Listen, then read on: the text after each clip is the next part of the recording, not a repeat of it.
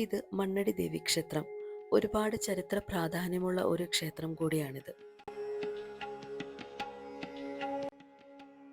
ഇത് ക്ഷേത്രത്തിന് മുന്നിൽ കാണുന്ന പൊന്നിൻ തൃക്കൊടി ശ്രീ മഹാഗണപതി ക്ഷേത്രമാണ്. പത്തനംതിട്ട ജില്ലയിലെ ഏനാത്തിനടുത്താണ് മണ്ണടി ക്ഷേത്രം സ്ഥിതി ചെയ്യുന്നത്. കാവുകളാൽ ചുറ്റപ്പെട്ട ഒരു ക്ഷേത്രം കൂടിയാണിത്. മണ്ണടി ക്ഷേത്രത്തിൽ സ്വയംഭൂവായ പ്രതിഷ്ഠയാണ് ഇവിടെയുള്ളത്. മേൽക്കൂര ഇല്ല എന്നൊരു പ്രത്യേകതയും ഈ ക്ഷേത്രത്തിനുണ്ട്. ഈ കാവിലേക്ക് കുറച്ച് സ്ത്രീകൾ പുല്ലരിയാനായി വരികയും അതിലെ ഒരു സ്ത്രീ തൻ്റെ അരിവാളിൻ്റെ മൂർച്ച കൂട്ടാനായി മുന്നിൽ കണ്ട ഒരു ശില ഉപയോഗിക്കുകയും ആ ശിലയിൽ നിന്നും രക്തം വാർന്നൊഴുകുകയും ചെയ്തു എന്നാണ് പറയുന്നത്.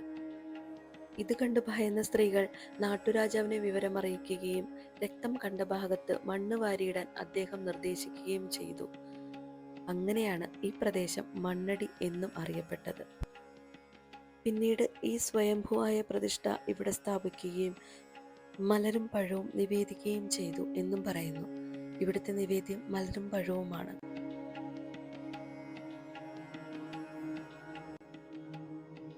കായംകുളം രാജാവ് സന്താന സൗഭാഗ്യത്തിനായി ഇവിടെ വരികയും ആഗ്രഹ സാഫല്യത്തിന് ശേഷം കാമ്പിത്താന്റെ നിർദ്ദേശാനുസരണം ക്ഷേത്രം നിർമ്മിക്കുകയും വഴിപാടായി ഉച്ചബലി നടത്തുകയും ചെയ്തു എന്നതാണ് വിശ്വാസം.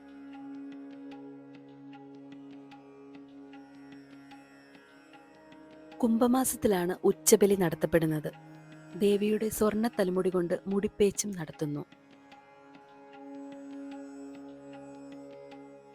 മഹാനായ വേലുത്തമ്പി ദളവ ഈ ക്ഷേത്രത്തിൽ ഒളിച്ചു താമസിക്കുകയും പിന്നീട് ബ്രിട്ടീഷുകാരാൽ കണ്ടുപിടിക്കപ്പെട്ടപ്പോൾ ഇവിടെ നിന്നും അദ്ദേഹം രക്ഷപ്പെട്ട് തൊട്ടടുത്ത് തന്നെ മറ്റൊരു തറവാട്ടിൽ അഭയം പ്രാപിക്കുകയും അവിടെ വെച്ച് അദ്ദേഹം ആത്മഹത്യ ചെയ്യുകയും ചെയ്തു.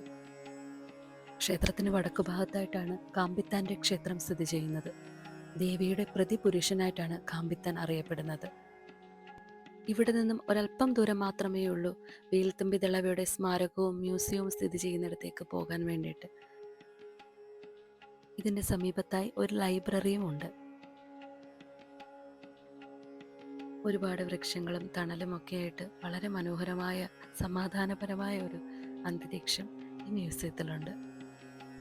ഇന്ന് ഈ മ്യൂസിയം നിൽക്കുന്ന സ്ഥലം പഴയ ഒരു തറവാടായിരുന്നു.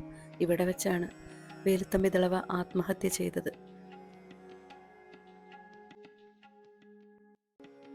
മ്യൂസിയത്തിനുള്ളിൽ ഒരുപാടില്ലെങ്കിലും അത്യാവശ്യം അറിവ് പകരുന്നതും കൗതുകം തോന്നുന്നതുമായ കുറച്ച് പുരാവസ്തു ശേഖരങ്ങളുമുണ്ട്. ചരിത്ര പ്രാധാന്യവും ഭക്തി നിർഭരവുമായ കുറേയേറെ നിമിഷങ്ങൾ. ഈ ചാനൽ ആദ്യമായാണ് കാണുന്നതെങ്കിൽ ഒന്ന് സബ്സ്ക്രൈബ് ചെയ്യാനും ഫോളോ ചെയ്യാനും മറക്കല്ലേ.